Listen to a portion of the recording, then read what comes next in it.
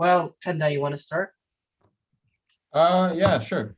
So, um, in DC, would it be feasible to make an autonomous project that connecting to the grid, like a solar project, like kind of like solarizing a greenhouse or something, just sort of setting up solar panels, without like connecting it to an electricity supplier, and how efficient is that?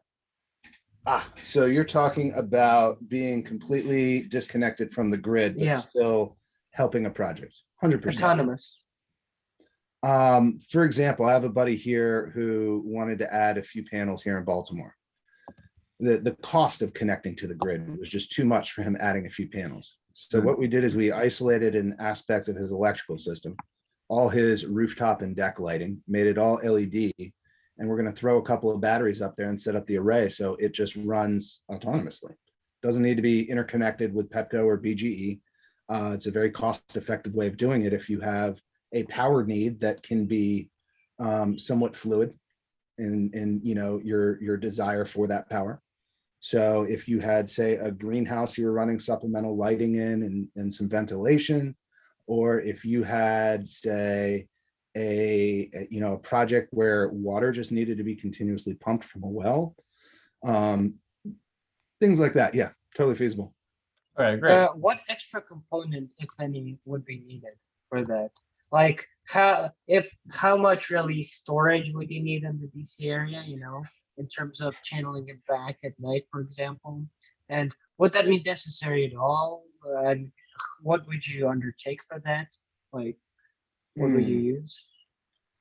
So that's a bit of a loaded question in the sense that you got to figure out what you're trying to power before you can determine your storage needs. I did a bit of a trial and error situation with a guy he has a green landscaping company, and he has all electric equipment. So in his trailer that he carries around, he wanted to have his entire vehicle covered in panels, and that integrate into a battery bank with charging stations throughout the vehicle. So as he's driving around from job to job, it's charging all his equipment. So that was an area where we had a specific need. We knew, volts and amps and so forth for his equipment. We had a basic idea of operation times and draw. And then, we sort of had a general concept of how many watts we could fit on the roof space. Those are sort of what's needed. And even then it was a bit of a shot in figuring it out. And I had to, reach out to some friends over at OGA Vans, because they do off-grid adventure rigs. And they're really, really versed in creating energy when you're not on the grid. So we had them do all the wiring and the battery stuff. And we just provided the equipment in that scenario. Okay, so is it particularly hard to estimate just because of, the consumption, but because you wouldn't know how much, exactly how much sunlight would be, how much energy that sunlight would provide? I can get really, really close. If you know where the panels are being placed, I can tell you just about what those panels will produce. Where you're starting to get into the gray area is the battery storage. Batteries are so how well it will store and how much? Yeah, just how much power you need to pull out of it in non-daylight hours. And the batteries that were used in this rig, you're looking at anywhere from 1,000 to 2,000 per battery. So it's not like your normal, $80 car battery or something like that. And you need to take into account the lifespan of the system. What do you how long are you planning on this thing operating in? Does it need to have a battery backup? What happens if it loses power? Does that, kill everything in the greenhouse, or, kill all the ventilation, or what have you? Yeah. About greenhouses. Yeah, sorry, Tim. I was going to say, you said it was like a trial and error process. Were there any like special challenges when it came to like implementing that kind of stuff? Like for the truck specifically, or like other types of stuff, like other types of solar panels that are kind of off the grid? Is that any different than just implementing like regular solar panels? Yeah, everything about it was challenging. From the racking that we tried to construct into the vehicle to, the panel size itself had to be very specific to fit on the vehicle, to You know, are we properly serving the battery bank that we're building with the amount of power we're generating? Even the wiring that those guys did, they ended up having to bring the vehicle back and upgrade all the wires to, Wow. I mean, essentially what I would see in, you know, an industrial vehicle. I mean, these things were, they had to have been about that big around that were running, you know, to the battery bank. So yeah, I mean, all of us who kind of know what we're doing here definitely had to think on our feet a little bit and collaborate and get through some of these problems that we were facing. Mm. About greenhouses, you know, there's of course, you know, in the urban, let's say greenhousing landscape, there's larger kind of, I guess, 20, 20, 20 foot by maybe 60 foot, 80 foot greenhouses uh with kind of like tarp roofs, you know, that were and I guess metal fences that were, you know, built a few years ago. But now there's a new trend of getting like automated shipping containers Mhm. as their own state-of-the-art greenhouses. Just which is basically every aspect of the greenhouse plus like state-of-the-art AC, uh, I guess air control, you know, how much oxygen, CO2, etc. Then, you know, nutrient control, whatever. The only absence is natural light, but that's made up for by like full spectrum of LED colors, you Mhm. know?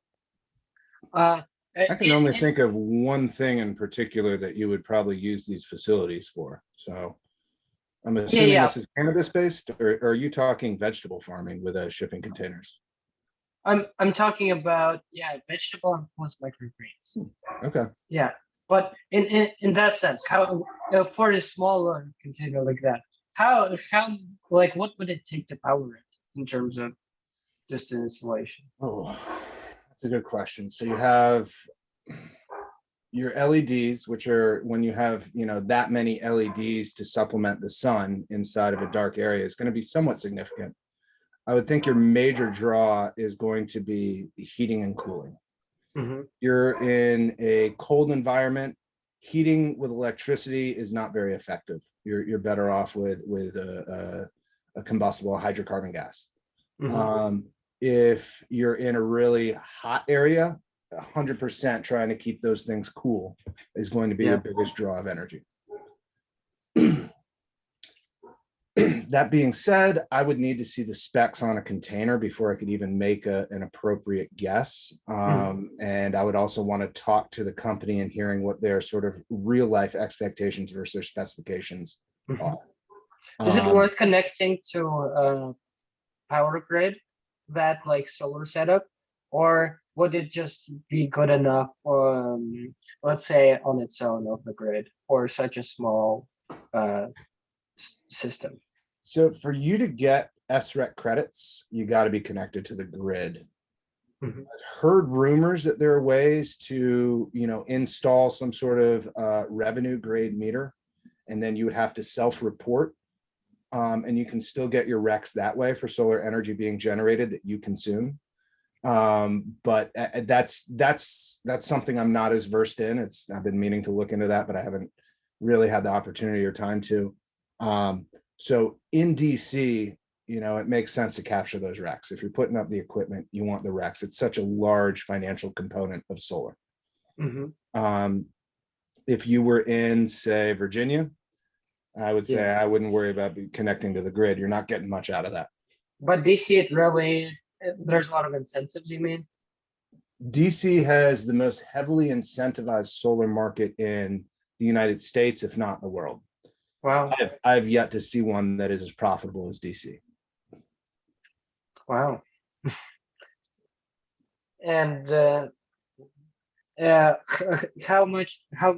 what, I guess, fraction of it would come from incentives as opposed to favorable weather, geography, solar panel technology, et cetera, or just cost of the operational cost or installation cost? I would say you're probably looking at those so you have the federal incentives is 26% of the cost of any project coming back to you. So that's big, but that's one time. Yeah. SRECs, man, that's reoccurring. And that's going to be available until 2032. And you get them as quick as you generate them. So, you know, your average SREC goes for about somewhere between $400 to $450 in DC. Wow. And a 10 kilowatt system produces about 12 of those a year. So you're looking at your average 10 kilowatt system in DC running you around $35,000. So you get, let's do some simple math.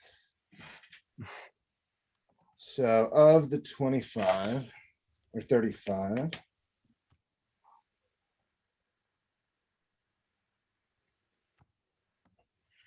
you're only paying for 26,600. Wow. So that 26,600 is going to generate about 12 SRECs a year. So 12 times 4, we'll split the difference and call it 425, $5,100 a year. So $26,000 is making about $5,000 annualized. Only we haven't even factored in that you're generating probably somewhere in the neighborhood of $150 a month of free power. Mhm. So And let's that adds do up. 425 plus 50, 575 times 12. All of a sudden, we're just shy of $7,000 a year in value. But no, we were at 5,000, we went to 7,000. So that means the SRECs are worth more than twice the amount of the power that's generated by solar. Mhm. So in DC, hell yeah, it makes sense to get those SRECs. Maryland, you're only getting $70 a rec. It's not quite as incentivized. Virginia, they don't even have an SREC market. So, you know, anytime I talk to someone in DC, I kind of have to preface it with, look, this is stupid unique here.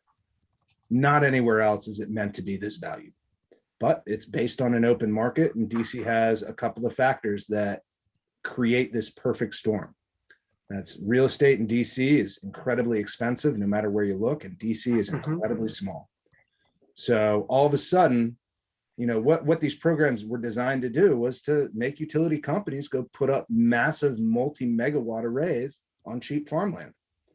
You just can't do that in DC. So DC's, or I should say Pepco's appetite for SRECs is just through the roof. They can't get enough. And, you know, there's just nowhere they can put solar panels. So they're incentivized to have other people put panels on their homes, even though it seems to cannibalize their own client base, and allow them to buy the SRECs from those panel owners. Wow. Yeah, that's pretty impressive incentives. Yeah, and maybe that's where, you know, you do a small array on a community center, you find a solar company to help you execute that cheaply, and you just leave the SRECs for that community center to take as sort of a legacy payout donation, you know, every time they generate a new one. You know, so it's almost like you're giving a grant that is, hey, here's some cheap power, but also here's some income to go with that power. And also in that sense, you know, communities could once they get all that profit, dole out a fraction, you know, to help other communities. You know, and that could be ongoing too, you know, for new projects, etc. That could be a good selling point. So I was talking with a real estate development company. They do large commercial build-outs, like $500 million buildings, and they had, I don't know, 3 acres in DC that they were planning a large building on. This 3 acres or so, I could put up like 2.5 megawatts on those 3 acres, which is a huge array. We're talking, this is like a $6-7 million proposal. And this whole scenario, putting in that array, would have paid for itself in 3.5 years, just with the SRECs. So they had a 5-year time horizon. I'm sorry?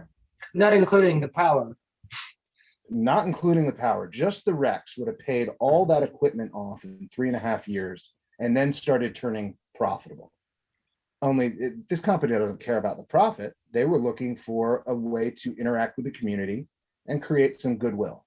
So I came up with a plan where they were going to take all the energy that they created in the form of a CREF and send that energy into different wards within the community that were impoverished and just give them free power. Wow. We figured we could power about somewhere between 400 and 450 homes for free annualized with that program. And that's full yearly power, just everything. Mhm. Wow. Program. So when they broke ground in 5 years, we could pick up those panels and move them somewhere else and do the same thing, with their next project. Only there's not that sunk cost of needing to buy all the equipment all over again.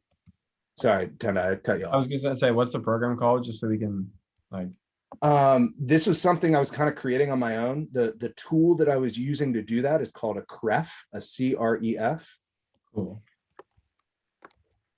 And essentially that's just a community program where you say, hey, I have this space. I can make way more power than I could possibly use. So I'm going to take all this power and I'm going to find subscribers. I'm going to find people that want to buy this power, whether it be discounted, whether it be market rate, whether it be free. You just need to find users. And they sign up and you essentially can access different kinds of capital and still send all that power off to other people. We partnered with another solar company to bring some CREF products online, and we're just starting to do that for a couple different areas in the community. And going to your more local, etc. projects. I mean, there must still be some challenges involved, right, in doing residential solar. So what would you say are the main steps if we were to do it for some, private organization or like a glorified, a glorified residential, residential project, the small scale? What would be the process, and what would we have to, circumvent? So it's funny. I had someone tell me this the other day who works at another solar company. He does the interconnection process. So he handles all the documentation, the policy, all that stuff when it comes to large scale commercial projects. And he put it like this. He goes, you have a 19th century grid being connected to 21st century technology using 20th century laws and legislation. So what are the problems? The problems is none of this was meant to really work that well to begin with. It's a whole lot of dedicated people pushing to try and make this happen. There's challenges to every aspect of any business that you guys, take on. I think the solar's no different. You're going to have from start to finish, finding the right targets that are going to want, what you're offering. Then there is, how are you going to, get the paperwork executed so you can apply for interconnections. And then it's getting. Does the installer do that, or like is it a separate organization? We happen to do all that. So we're a bit unique in that we handle from start to finish, even our own lead generation. So we find the people, we complete the process, we even supply some of the capital and some of the financing. So we've taken sort of a fully integrated approach into every aspect of it. We will farm out certain projects that we don't see as being a good fit for us at the time, but 95% of the time we are doing everything on our own. We just, recently acquired a roofing company because we were tired of dealing with roofing companies. So we said, we need to bring this in-house. It's not going to be a profit center, but it allows us to put new roofs on projects where we're giving people free systems at a much lower cost. So now we can give people free solar and a free roof. And that's just what people can afford it. I see. But once you're done interconnecting, and let's say you complete the installation, is that the bulk of it, or is there more steps to jump over? Here, I'll kind of give you a quick run through start to finish. So you find the client, you provide the contract, the contractual agreement that they're comfortable with, you guys are comfortable with, lawyers have looked at, so on and so forth. We created our own. Then you're going to, once that you sell the deal, you're going to go ahead and say, okay, Mr. Customer, we're going to do all this paperwork here. I'm going to need signatures on all these documents, and we'll submit everything. So that's when we go to DCRA and we go to PEPCO. We take plan sets that were drawn up by our engineers. We have electrical plan sets. We have structural drawings. We have essentially what looks like, you know, you're building a house. Yeah, because it's basically a construction project.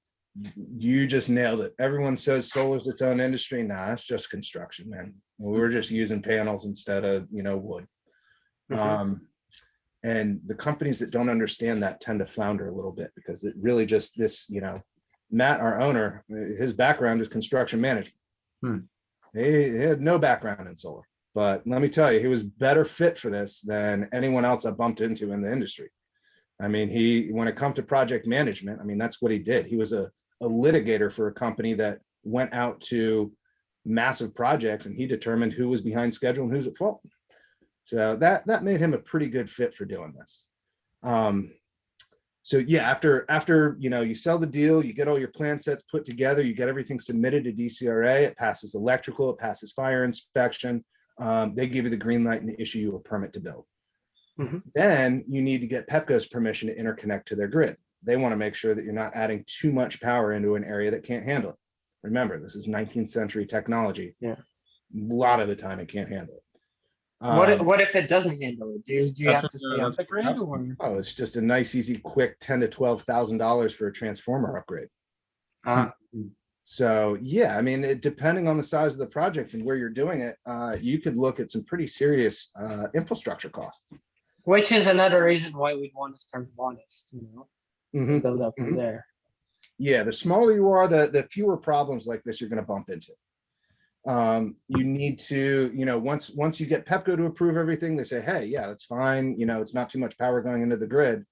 Then you actually get to go out and install. And then you have a third-party inspection. Then you have to submit more documentation for permission to operate, called PTO. And that takes another few weeks. So, you know, we've whittled this process down to about 6 weeks. Other companies can take 6 months to do what we do. We're very lean, and we've streamlined things to be wildly effective. Also, we just push so many jobs through that we've gotten to be on a first name basis with everyone. So when there's a problem, they know who to reach out to. You know, until you get that recognition in DCRA and with PEPCO, it could be, you know, a little bit more of an uphill battle. So then the project's sold, it's, you know, inspected, it's been given permission to operate, and it's turned on. And then the only thing you're on the hook for is, you know, warranty and maintenance, which we offer for 25 years. And the rest, yeah, the rest is just, well, hopefully the incentive and paying for it. But well, since the system is so incompatible, I guess 3 centuries span of things. What is the solution here? Like, well, do we always have to jump over, you know, just stupid hurdles like that, you want to call them? Or do we have to? Would you have to, if you had all the power in the world, just strip the grid and make a new one? Or like, what's the easy permanent solution here, or long-term solution? Are you talking like big picture here? What is the long-term big solution picture for, you know, any city that is existing on 200-300-year-old tech? Well, we could start with DC. Okay. I mean, but yeah. I mean, look, ripping it out isn't feasible. You want to try and use what you have as much as possible.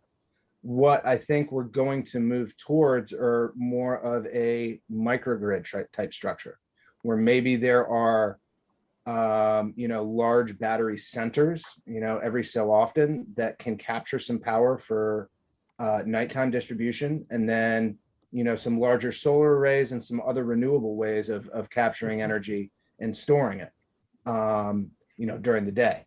So my engineering knowledge is certainly nowhere near enough to explain how that might be possible, but we're starting to see some new products come on the line that would allow for less of a need for the grid for interconnection, to where, you know, during the day, you might be able to generate all the power that you would need for the next 24 hours. So, depending on battery size and efficiency of panels, maybe every home becomes, individually producing and storing their own power. There's maybe a small connector to that microgrid where they could dump extra power into the microgrid, or if, something goes wrong, they could then pull out of that grid until their system gets fixed, providing some redundancy, something like that. But that's really where I see things heading is a microgrid approach to the United States. Funnily enough, that sounds exactly like what's happening to the water and sewage structure.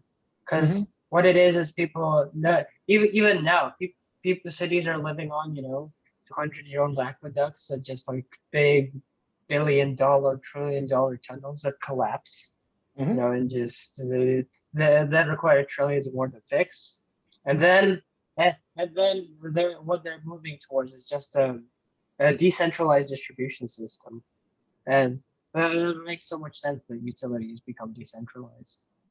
I mean, as we've gotten more and more dense in terms of population, we're seeing a centralization that comes out of that, in terms of a populace, and with that centralization, we're seeing utilities struggle to keep up. So either we find a way to decentralize, or we find a way to centralize and effectively distribute. And the problem with that is there's no real effective way to distribute long distances. You see so much loss, whether it be loss of power, whether it be, really long water mains that break and you see loss. There's just too much opportunity for disruption when you put all your eggs in one basket. So you really have to overproduce to make up for it. I mean, just for long distance purposes. Wow. Yeah, significantly. Yeah. On a more practical side, since you handle so many jobs, how we were wondering for a while now, what is the supplier situation like in the area? Like, from the perspective of a supplier, there's somewhat, big competition with like at home versus overseas production, and even now overseas versus at home engineering. And how does that play into kind of what you're doing or your challenges as an installer? So you're referring to equipment, essentially? Yeah. Okay. Equipment, getting it for a good rate, getting it from the right suppliers, from a pretty, from a, I guess, safe supplier market rather than crazy or deregulated, et cetera, et cetera. We only work with tier 1 manufacturers to start. So these are only companies that have been financially vetted. They have been around for a set specific amount of time. They have a track record. We know they'll stand by their warranty, so on and so forth. And it's hard to get into that top tier. It's not like they just assign it to any solar company. I get, solar panel manufacturers contacting me all the time, trying to get, try out our product, try out this, try out that. It's great pricing, it's this and that. And bottom line is, I can't. You're new. Right. Until you have that track record, we can't risk putting that product on a commercial site or someone's home unless we know with a comfortable degree of certainty that these are going to, this company is going to be around.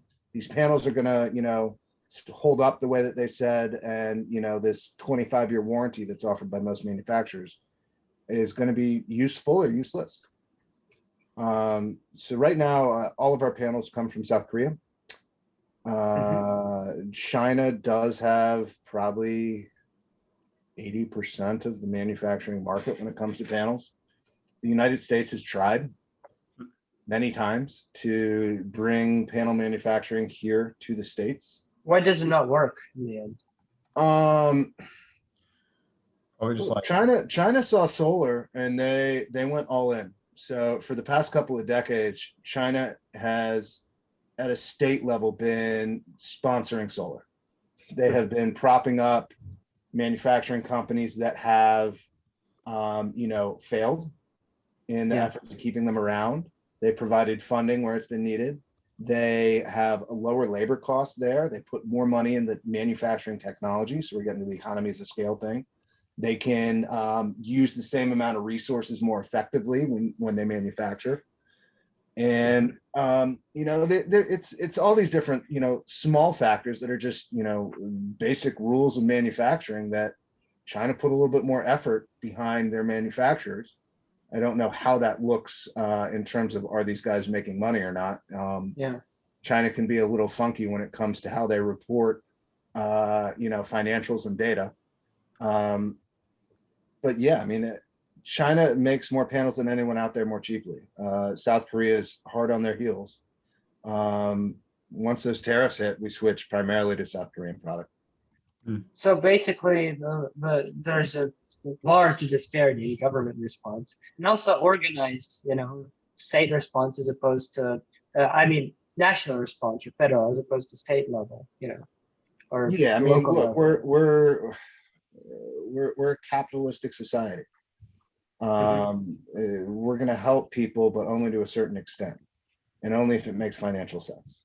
Mhm. Whereas in China, they sort of say this is what we're going to do, and then they do it. It doesn't matter the Yeah. cost. It doesn't matter the players. They're very, very good at setting their sights on something and executing. Phenomenally good at it. Scary good. Yeah. What about actual, engineering design of the project? Because there's a few, as far as we understand, ways you can go there. Like for one, you could some companies just export their designs to China and get the whole project or system from there and just install it, what they do. Some people do it through manufacturers. Do you guys design your own projects, or do you let the We providers design do? everything we build, we Or- design in-house. So it's usually myself or one of our other salespeople. We got a handful that can pretty thoroughly handle a commercial design. Mhm. When it comes to the engineering component, we contract out. We have a partner company we use for actually doing the plan sets. We're looking at complete experts in AutoCAD, which I am not. Mhm. And then we have a lead engineer that will provide a stamp on those plan sets saying that he reviewed everything and it meets code. Yeah. And then all that gets reviewed by DCRA. Mhm. So, well, what does it look like for the rest of the market? Like, especially, more newer, smaller players. Do they have to export just because of, lack of resources or recognition, or do they try to do it themselves? You're Like, saying export, you're just talking about the whole design of. yeah. Design Yeah. plus I engineering. think most companies are doing the designs in-house, at least the designs in either Aurora or Helioscope. There's maybe a few other providers out there, but those are the two big ones. Then you have, everyone's either exporting their engineering to say India Mhm. or, doing it somewhere cheap here, or, maybe they have in-house engineers that are doing the actual wire diagrams and line drawings. And then, our lead engineer is just in Northern Virginia. So, we see him all the time. But yeah, we try and stay within a realm of people we can sort of tap and interact with. We don't like getting too spread out. We originally had a company that was doing our designs and plan sets that was on the West Coast. And it was just a pain trying to deal with the time change, trying to deal with all the other, aspects that, came into doing that. So, what value, in general, would you say, would you attribute to going more local as opposed to uh, being more widespread or even internationally exporting? Uh, Comes down to True a more price so. versus functionality thing. So, if you're spending all your time trying to deal with your designers that are overseas and it's horrendous, hour differentials, that's not an effective way to do business. If you're having a lot of changes that need to be made, or, you're not on the same page with the style of design, then that's not a good relationship. I mean, we fired engineers because they didn't really meet our the how we think. We want to put up as much glass as possible. And when we have someone almost engineering around stuff saying, oh, we're going to take out all these panels because of this obstruction, that obstruction, we would rather say, look, let's get up there assuming we can place as many panels as we can, and let's work around the obstacles we have on the roof. Let's get creative. Let's tilt panels in different ways. Let's just One make it second. happen. Yeah, sorry, I just have to go for a bit. Tendai, do you have anything to ask? Yeah, I was just gonna say, wait, is there anything, what did you say? Oh, yeah, he has to go. Sorry, yeah. I was just gonna say, since you guys are going local, you've talked a lot about, I guess, the smart business decisions you guys have been making, in terms of like, sort of, and you also been telling me or telling us about that we need to like stay small to sort of like make sure we have our ownership. I guess, have you noticed any other companies in this area, like solar companies who've been able to, or um, have you just noticed any other like major solar companies in this market who've been able to kind of like take advantage of the market, make similar choices as you have, or are you kind of like the main ones in a way, I guess? No, I mean, there's sort of three main companies, and they've all been around a good bit longer than us. We just sort of had a different approach, and to be honest, we're working in some capacity with all three of those companies. Mm. Lumina, New Columbia Solar, and who am I leaving out? Solar Solutions are sort of the three major players. There's a couple others, WDC Solar, they do a good bit of business. There's a handful of other companies that are smaller, but really just the ones I mentioned are sort of the major players. And they're all bigger than us. But recently we've been making enough noise residentially and commercially to where they're saying, whoa, can we work with you guys? So, it's been this nice way of us finding ways to combine forces and create new products that we can't do on our own. They all have expertise, over the years in areas that we just don't, when it comes to political policy, when it comes to the relationships to actually, make some changes in the way that solar is handled in DC. We just don't have those inroads, but these other companies do. They're able to help protect the solar industry in DC in terms of, making sure they don't just say, everyone in Virginia can pipe in their solar power and wrecking the SREC market for homeowners. So the dynamic between like you companies, the three or the four of you, is that it's one of, I guess, trying to like work together to put down as much glass as possible, in a way. 100%. We're in a situation where we have to put up a certain amount of solar in DC by a certain date, to meet the demand for Pepco. Okay. We just, we're nowhere close to it. At least in the past couple of years, we've been, underperforming, and that's with everyone working as hard as they can. So we could look at this as, hey, everyone's our competitor and taking our deals, or we could say, this pie is so freaking big. Why don't we work together to get more of it? Why don't we work together to come up with better ways that we can, create products for people?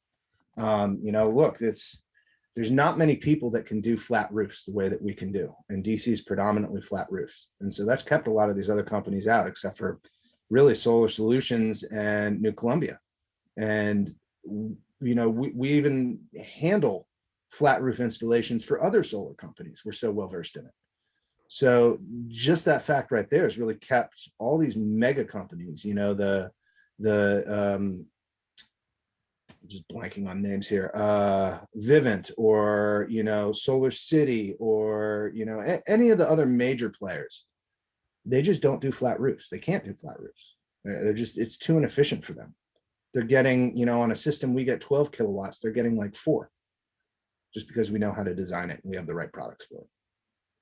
That's really good. So, yeah, in terms of the strategy of other major players, how would you say it's similar or different to yours? Like, are they that versatile as well? Do they go through the whole process, or do they tend to kind of go, I don't know, pick and choose? The client gets to pick whatever the legal document, designing team versus installers versus connecting team separately, or how do they work in that regard? Look, every installer is going to have their strengths and weaknesses, and every installer is going to have their own perspective on how can they benefit the market the most. I personally have a frustration with residential solar because I see it as being inefficient when it comes to the interconnections, when it comes to the wiring, when it comes to all these different things, where in a perfect world, we would have a huge solar farm right outside of DC that's piping all its power in. Would that completely destroy our business model and ruin us as a company? Mhm.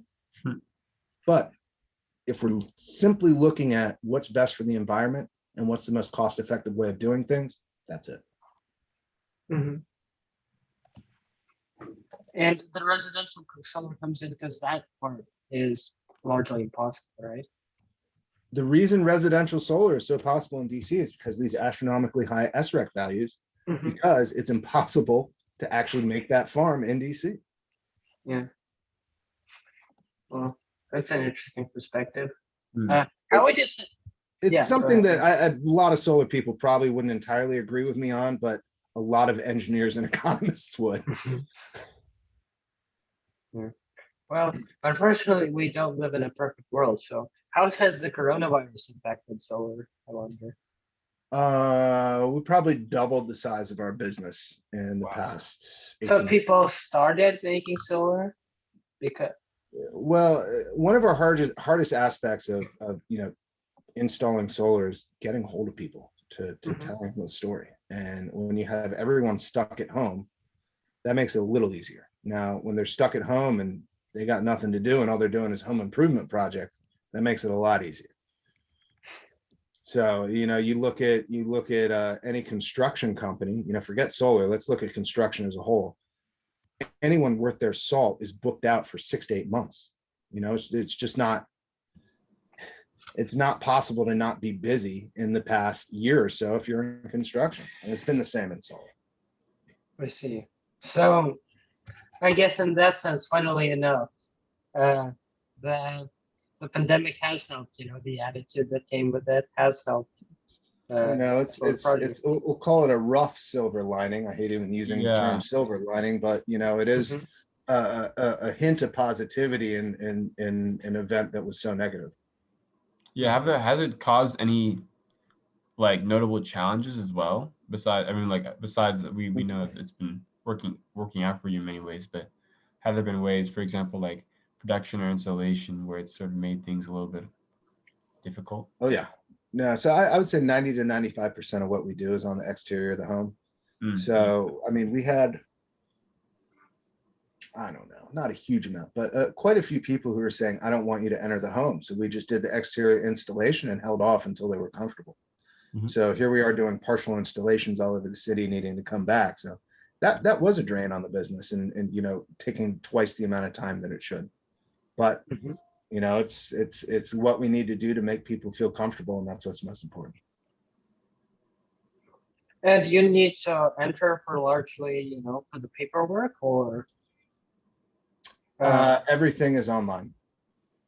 Oh, DCRA so went primarily online. I see. We switched over to DocuSign, and now I would say Zoom meetings like this and DocuSign paperwork have encompassed all our lives to the point where we can't tell you what day it is anymore. But yeah, it really has, in a way, made us more effective. I can see way more clients or prospects in a day over Zoom than I ever could driving around. So now, feasibly, could you fully install, some residential small time, like a home roof, without entering the home if you had to? I could, yeah. One of our installers would have to enter the home at some certain point to drill a hole for the conduit to run. It'll come Mhm. down from the roof and drop into their electrical panel. So we do have to actually do that wiring on that panel. Takes maybe an hour, 2 hours tops. Other than that, yeah, we can do all this without entering the home.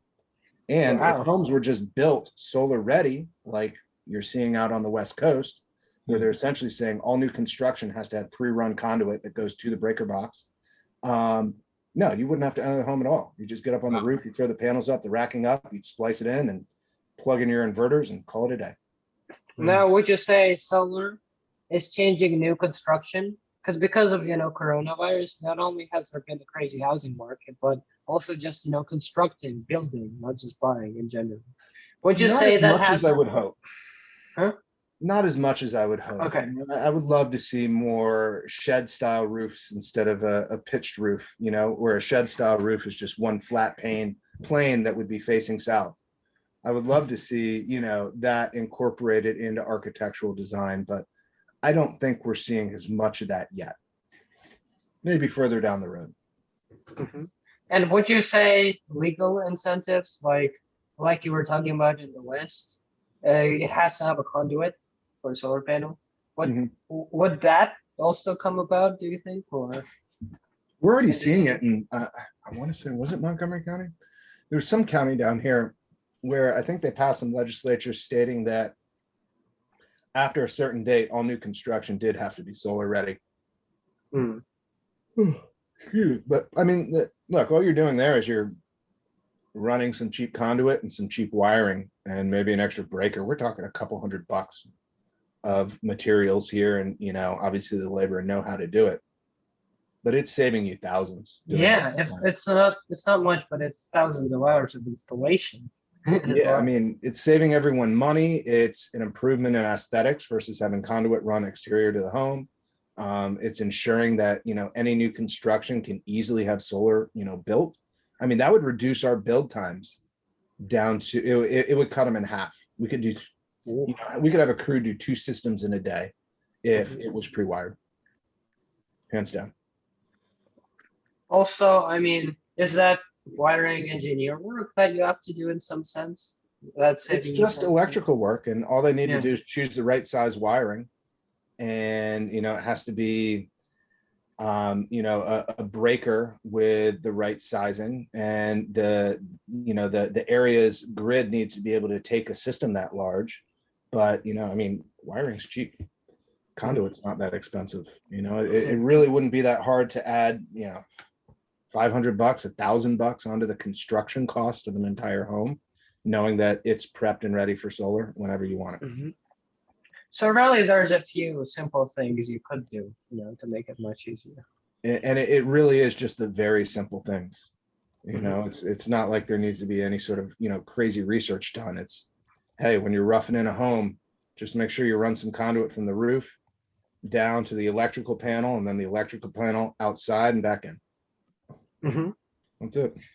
So Wow. I guess like if you one day like if you just like hypothetically were just running the government, that's one thing that you would enforce, just like uh that kind of construction with how with home. Yeah, in a perfect world, Yeah, in a perfect world, big picture stuff. yeah, if we're just talking residential, then sure, I'd love to see every home solar ready. Really, in a perfect world, what I'd love to see is in new communities being designed, they incorporate an aspect of solar into the community itself, whether it be, every carport structure, every parking lot in that community is covered with panels. Mhm. And you get the added benefit of not just you're generating all this energy, but now you're shading all these vehicles and using way less. I know that Teslas run a fan in them. So if you leave them sitting in the heat long enough, it's going to kill the battery. Yeah. So there's more energy being saved just by shading those cars and capturing it. Hmm. It's just ways that you can incorporate panels into commercial architectural design. I think that's going to be the biggest effect. Mm. So, but in an established, we'll call it, in small city like DC, would Mhm. you say? I mean, for something to be built, something has to be demolished. So feasibly, how would you reincorporate that into new communities? Or do you think it's feasible in DC after just So years of renewal someone like a architecture? DC or a New York or an LA or a San Fran, I think the real solution there is going to be materials, developing materials that allow us to incorporate solar into existing structures. Um, it's wildly inefficient right now, but I like the concept of this solar film that they're putting on windows, and it causes the windows to generate power. Um, I like that we're just becoming more and more efficient with our building, and starting to take into account like, hey, let's at least use this little bit of roof space for solar.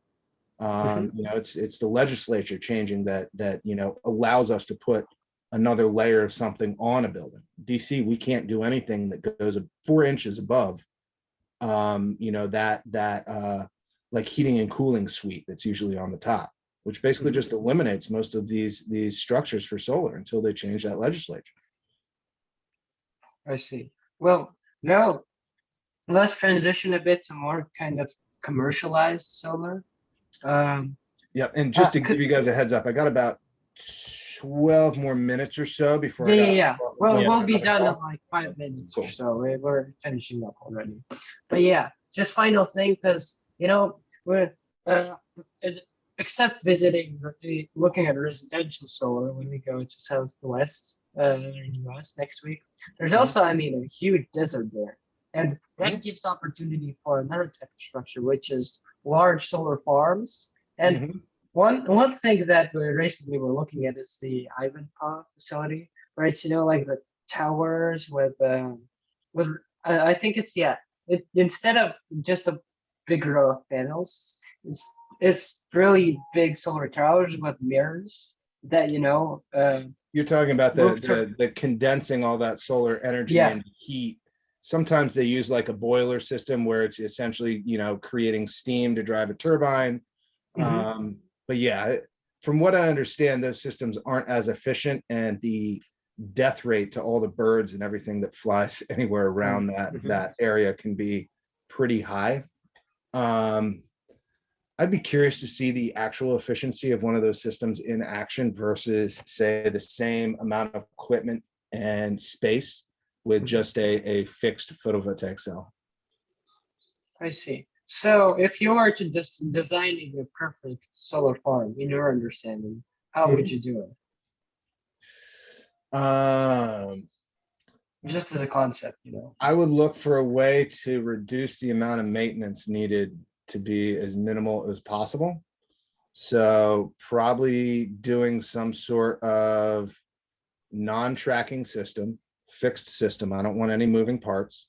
Mhm. I would want to make that system flush all the way across so that there's no light penetration, to make sure that everything underneath isn't going to grow up and cause an issue in terms of having to, um, mow underneath. Then your only other major factor is occasional cleaning of the panels. And if you have a system like that that sits flush, these panels are going to generally be flat. So it would need some sort of cleaning robot that would go and clean these panels off occasionally. But that would be the way I would do it, is make it as simple as possible, as static as possible, and low maintenance as possible. And what's the best power storage for such a massive amount? Just a grid? Or would you have like a separate big battery or energy collector? Or That's a not good alternative question. battery, like, water level rising and falling. Yeah, I've seen, water storage where, the energy runs a pump and the pump runs a turbine as it comes down. I've seen this ginormous, concrete columns that slowly get lifted up by a pulley system. And then, once it stops generating power, they start pulling down and reversing the pulleys. I've seen all kinds of interesting ways that seem to be sustainable, not using a lithium ion component. um, One of the more interesting ways that I've seen that I really am excited about is they have this osmosis storage, where essentially you're taking a saline solution and you're forcing it from one tank to another through a filter, and you have some generation of power that happens through that. So essentially, you're using the water kind of like you have in the past with a turbine, only it's more of a chemical process versus a physical process. Mhm. I see. Yeah, I suspect it probably has to do with I guess like the ions, like zinc and Yeah, like it's above my knowledge of chemistry, but it is an ion driven filter that or I should say an ion separating filter. I really don't know. yeah, whatever. But that's really Yeah, interesting. but it's stripping ions into one solution, and then the re-adding of them creates energy or something of the sort. It is a very, it's perfect and reversible as well from a mechanical standpoint. And perfectly like 100%, storable. There's no lag. Yeah. in the energy with this The most important thing to me is what materials go into it. And if it's Mhm. materials that can be found easily everywhere, not only is it, you're not going through the process of having to mine for those, materials, but the transportation cost of those materials, the replacement cost, the servicing, all the other aspects downstream become way more effective versus, needing to have one supplier in one area ship this item all the way over here so you can install it and then have a working operation again. Oh, for So sure. would the synthetic materials be the most feasible or like the most efficient in that sense? Because you can make them anywhere. If it's easy to synthesize, definitely. Okay. If it can be found in nature and processed, even better. Hmm. Yeah, I'm Regardless. pretty sure that in that process in particular, it probably just involves like metals that are kind of common, like I don't know, like copper or zinc or something like that. Mhm. But I'm not sure. Then again, but yeah, would those materials also be like easily accessible? Because it doesn't seem like the process would be. Yeah, I mean, now that you're talking raw materials, you're talking about stuff you just want to use stuff that's used everywhere else. Right. You buy a really, really nice super bike from Italy. Well, guess what? Good luck finding a new derailleur for that thing. You get a Ferrari. Where are you going to get that thing serviced? Hmm. Also, what are you going to pay for service? Yeah. The more limited it is, the more you're paying through the nose. Mm. It's way easier to get a set of brakes done on your Ford Fiesta than it is on your Lambo. A little bit cheaper too. Yeah, a lot cheaper for sure. But last question of the day, and then I think we'll wrap it up. Well, let's say we're trying to, for example, bring investors or even, like grassroots investment, just try to call out to people in some form to support our project or call out to organizations in this form. What method as a company for you has been the most effective for requiring, projects, asking for people, et cetera, getting people's attention? Good question. I would say when it comes to residential, honestly, knocking on people's doors. We got a bunch of salespeople that'll just go around knocking on doors, and they've created a phenomenal business model out of doing that. We've And used. what's the return rate usually for that method? So I mean, your hit rate of finding someone at home obviously has changed. A lot more people are at home, but I mean, for them, getting interested and, at least checking you out. I would say if you can get them on the spot and explain our free program, you're 50% of the way there. It's if you can get them to say, "Oh, that sounds interesting. I'd love to follow up." Half the time they sign up. So pretty high in that scenario. We've had call services that we paid for, and it's a much lower success rate. We've done advertising on Facebook that has a pretty good success rate. We looked at doing billboards even, and we said, forget that. So we've been all over the spectrum and trying to generate business, but yeah, it's when it comes down to it, having some sort of boots on the ground definitely helps. I see. So, well, we'll look into that. We'll definitely have some summer hours free. Cool. Well, yeah, if you guys want to follow up by email, anything like that, by all means, shoot me a line with any questions, things like that. Let me know how it's going. Curious to see how this develops for you. Oh, if you want, I mean, I could. I don't know. don't think our YouTube is on our GoFundMe yet, but we have an Instagram and a YouTube that we could give. Yeah, Cool. We can link it to you. Just Yeah. Go ahead and. And it has our first interview already, so let's see. There is a link to it. There, I just put it in the chat. Cool. Check it out. Yeah. But yeah, so we already started in some fashion.